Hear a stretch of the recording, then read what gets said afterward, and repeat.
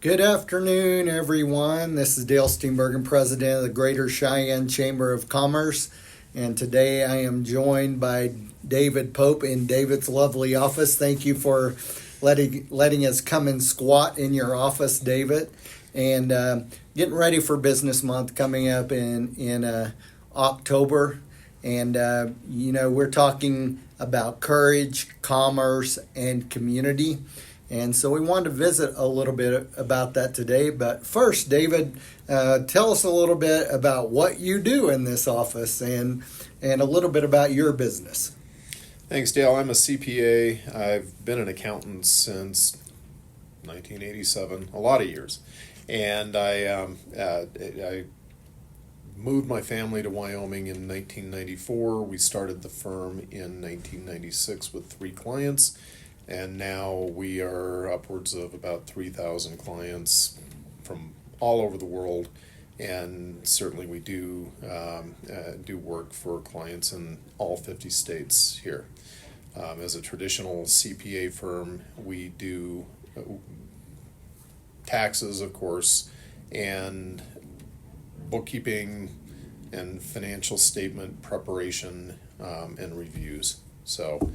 We don't do audits, though. That's the one form of product that we don't offer. Gotcha. So in Cheyenne, about 90% of our businesses in the Greater Cheyenne Chamber of Commerce are small businesses.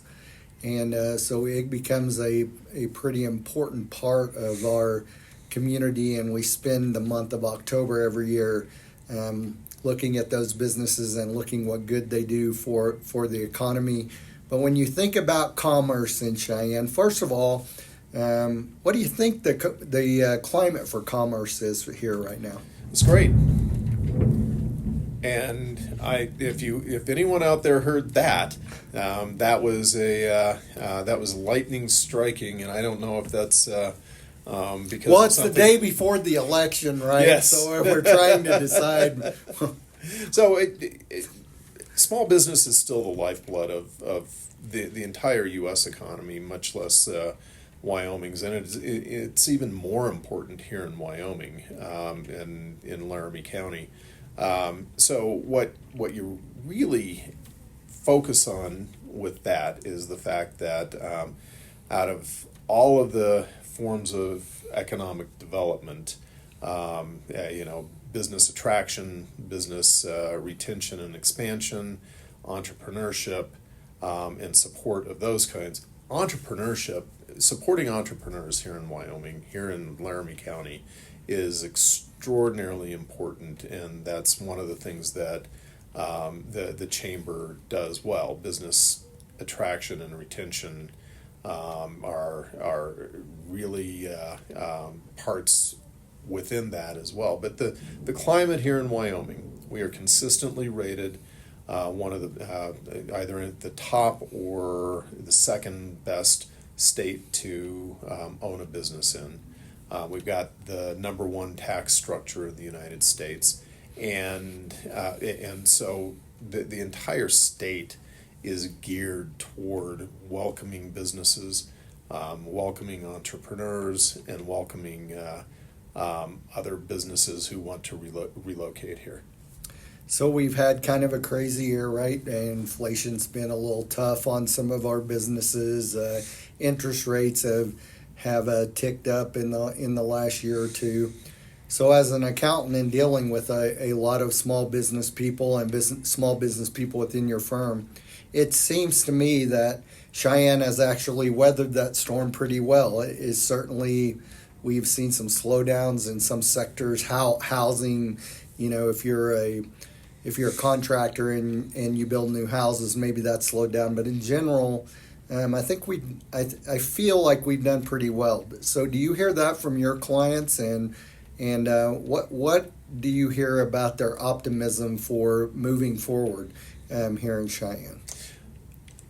There are reasons to be concerned about the economy going forward, but here in Cheyenne, I've always been amazed at how resilient we are. You look at our last huge downturn, the 2008 to 2011 or 12.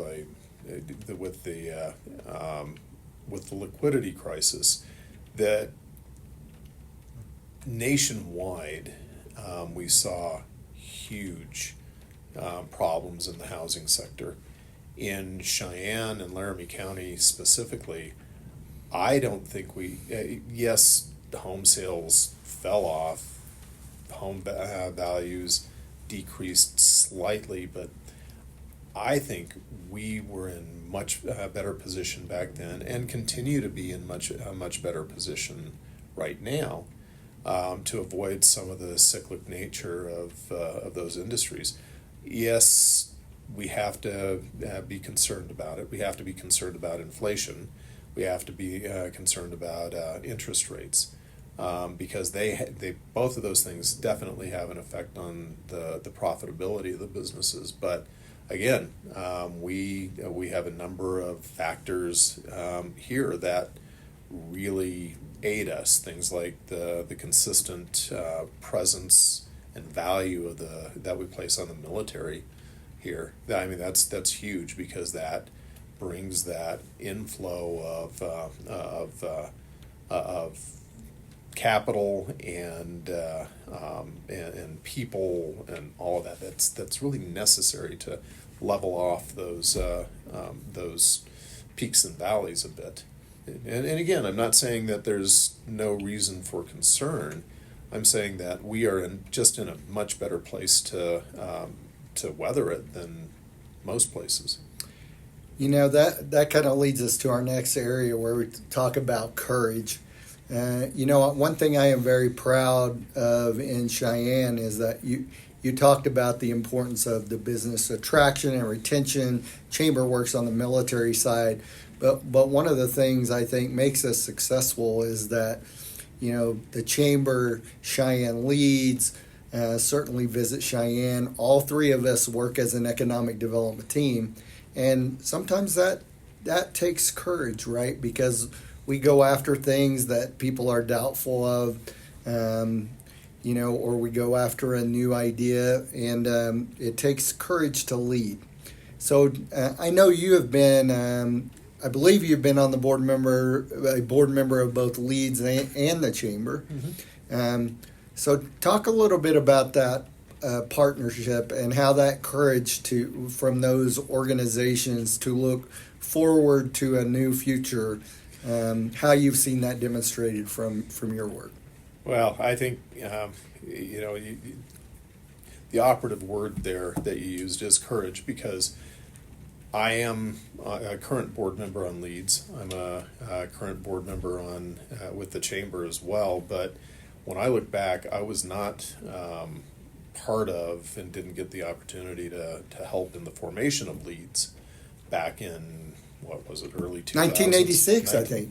80, was it 86? Yes. Okay. I wasn't part of that.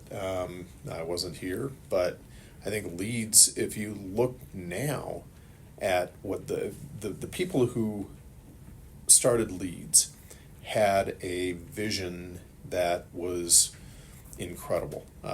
They put together a group. They went out and figured out how to fund it.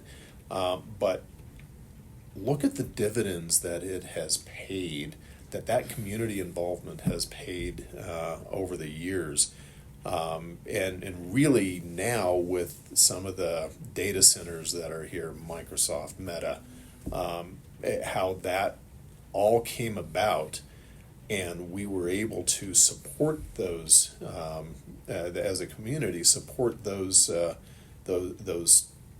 initiatives, because a few people had had that vision back years ago. And then in its partnership and in working with the Chamber to support, to provide the support mechanism across the board with businesses that are designed to support the larger businesses that have come in through Leads. I think that's just incredible, and yes, took and continues to take a tremendous amount of community courage in order to make that continue to work. You know, one of the interesting things is that, and I guess I should pause for a moment. Our thoughts and prayers go out to Betsy from Leeds. She's going through a little bit of a health challenge right now. So, Betsy, if you watch this, we're thinking about you and keeping you in our thoughts and prayers. Absolutely. But it doesn't matter whether it's a data center like Meta or a downtown retail merchant. The needs are largely the same. You know, when I talk to those companies, it's, do we have a workforce that's educated? Do we have a structure at the state legislature and our laws in our state that are favorable to business? Is our transportation system good? Is our education system well funded? Is it where we need it to be? So it's important that we do not really divide what business needs, because a lot more of it is the same than is different. And the chamber, from our side, we take on this advocacy role, and we talk a lot to Cheyenne Leeds about what they're hearing from businesses, and and as you know, if you're going to do an advocacy role these days, it is definitely a step of courage, because it is a challenging political environment we live in. Or as we just talked about in board, schismogenesis. Yes. Maybe Dale will define that for us in a moment. But and yes, I agree. The needs are similar between large, small, new, existing. But one of the great things is that we have this infrastructure to attract new capital to the county and the state.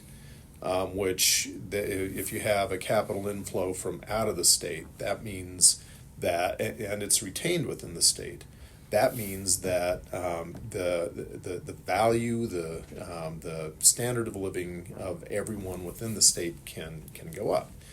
And then once you have that capital attraction, deployment of that capital within the current business community is the key, and providing those the means by which that capital can flow, be utilized within the community, and help support the existing businesses and support new startups to help with the with serving and working with and partnering with the new larger businesses that are coming in. So yes, I agree. That's the needs are similar, but it's really cool to see, really fun to see the infrastructure that was put in order to deploy the new capital that is coming into the state. And you're right, the legislature and all of that is key here. One of the things that I've found in working with the legislature is that because we are a smaller state, the legislature is more nimble and more reactive and more and they look at everyone as more as individuals. Well, I agree with you that David, we are lucky to live in a state where we don't have big piles of money getting heavily influenced legislatures, and they do see folks as individuals. We have the chance to go and testify on behalf of bills. That's not necessarily the case in every state, and how you would do that. So we are set up to be able to influence what business needs. I would also say that, I don't want to paint the wrong picture for folks, because while there are many business needs that are the same, whether you're large or small, and we talked about those education, workforce, there are some pretty specific needs to smaller businesses, right? So smaller businesses have different challenges where they have to what they have to know is maybe different than a big business where I may be the marketing director in a big business. That's all I do every single day. And in a very small business, I am shipping, I am marketing, I am accounting, I am CEO. So with the folks that you interact with, talk a little bit about that, about some of those unique challenges that small businesses have, and why it's important as a community that we have courage to address those. Absolutely. You're right. The typical small business owner, they work in their shop, whatever that shop is, whether they're a realtor, whether they're a plumber, whether they're a carpenter.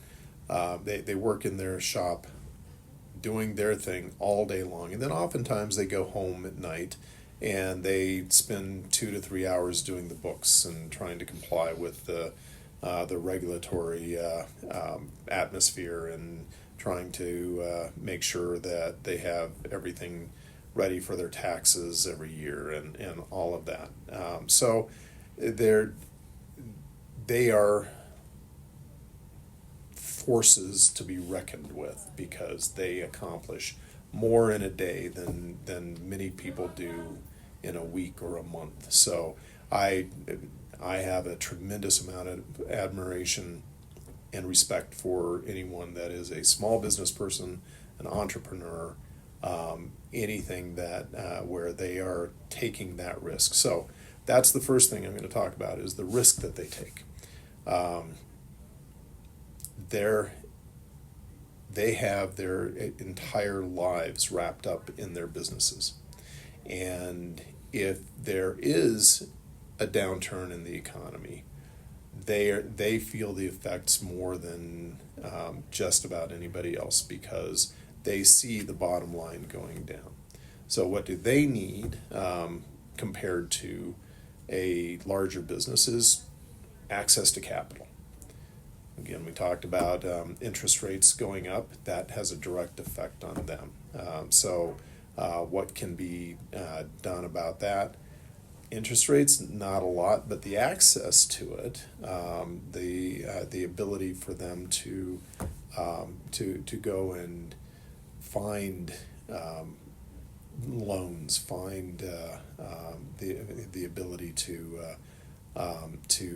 finance their operations. That's important. Can we do anything about that? Certainly not directly, but the chamber itself offers the ability for all of its members on a regular basis to interact with folks in the banking industry, develop those relationships, and continue to be able to work with their friends in the community banking system, which I'm a huge fan of. Kind of like the legislature, the community bankers, you have direct access to, the people at the bank. It's a very good relationship that you can have with them. So the other part of that risk is the economic environment itself, and the chamber definitely has an impact on the economic environment. What comprises the economic environment? The regulatory structure, which the chamber has always advocated for a more transparent, easier to comply with regulations, and in general decreasing the number of regulatory requirements. So that impacts the economic environment, and the chamber has a direct impact on that. So the last item we want to discuss is community. And to me, over the years as a chamber director, I have seen the quality of a community to be one of the most important aspects for business to be successful.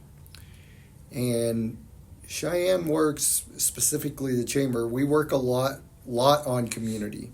So you said what year did you start your business? 1996. 1996. So since 1996, how have you viewed the community in Cheyenne? How has the environment encouraged you to stay here to expand? I think you've grown quite substantially over the years. Why did you say, hey, this is where I want to raise my family, this is where I want to start my business, and you participate in a million things? What drove that for you? Initially, there were two factors. I asked myself where I wanted to raise my son. My wife and I asked ourselves, where do we want to raise our son? I think we were living in Denver. That's pretty much where I grew up. And Denver went from a really nice-sized Midwestern city with not a tremendous number of problems to a place where we could see that there were problems on the horizon. We wanted an education system that where my son would be treated more as an individual than part of a 2,000 or 3,000 student high school by the time he got to high school. We wanted things like clean air and a clean environment, and with Cheyenne's wind, it's hard not to have clean air. Except when we get we fires. blow it all to Nebraska yes. or Colorado. But except when we get fires, the smoke from fires and everything. It is in general a great, clean place to live. And then I took one step across an imaginary line into Wyoming, and I lost a 4.65% state tax. That was an incentive for me to get here, but it's not why we stayed. Yeah. We came because of those other factors, all of those intangibles. Cheyenne, I guess, we are working and have worked over the years at adding more amenities to the county and to the city. I think that's great, but for me, it's just how welcoming everybody was, the school system that my son actually thrived in, the business environment, the cleanliness of the city. Yeah, we can always make it better, but really that was this was the best move I think I could have made. So what you're really talking about is the soul of a community, right? And right. So as you look across America, you see a lot of cities that have lost kind of their soul.